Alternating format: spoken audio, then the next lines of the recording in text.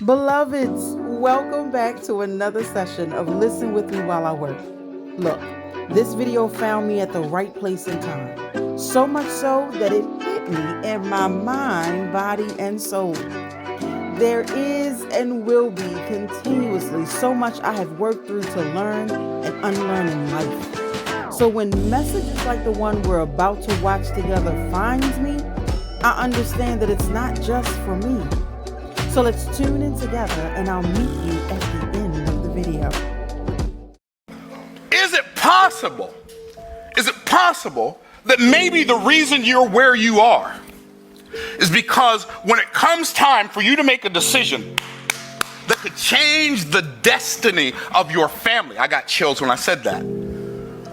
That your thoughts tend so much to lack that you just assume that that's the way things are, not because that's the way things are, but because that's the way you are. Because we don't see things as they are. We see things as we are. Are you looking at a situation and assigning a level of difficulty to it before you even endeavor to do it, and then letting yourself off the hook because it just ain't my time yet? No, that's not what God intended for me. That's for other people.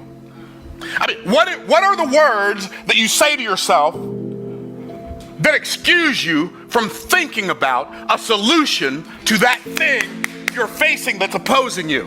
What are the words you use? Because I didn't put it in there. It was in my Bible when I got up this morning. Here's what it says.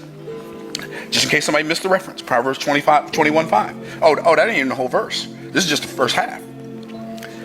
The thoughts of the diligent tend only to plenteousness. Only.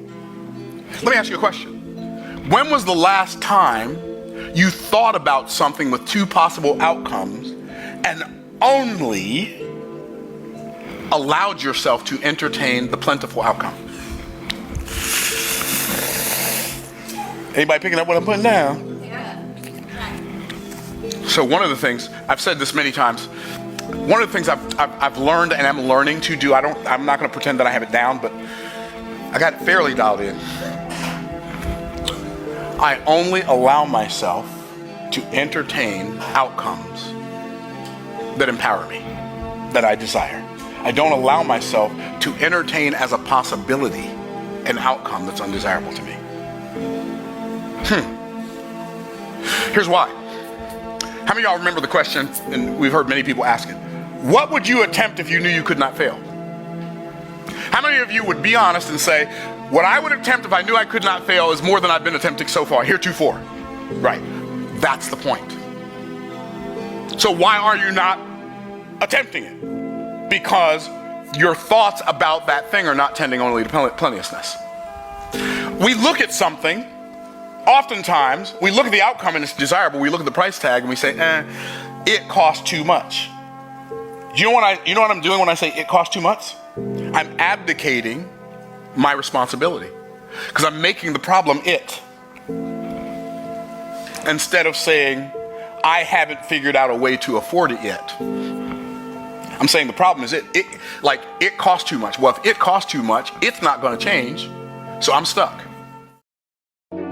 Beloveds, I can speak from experience. I used to, for a living, function in an expectation of disappointment. Because I expected to be disappointed, I would get just that. It wasn't something that was fixed overnight and all that. I still have to be mindful of my thoughts, my actions, my words, and most of all, what I am entertaining. Look, your expectations are the bricks that are laid on your road to your success. Now, tell us, what does the condition of your road towards your success look like today? Drop a comment. Somebody else needs to hear what you have to say. Tell us, what are you expecting of plentifulness? As I sign off from another session of Listen With Me While I Work, lead with love, think with understanding, and speak with compassion. Until next time, beloveds.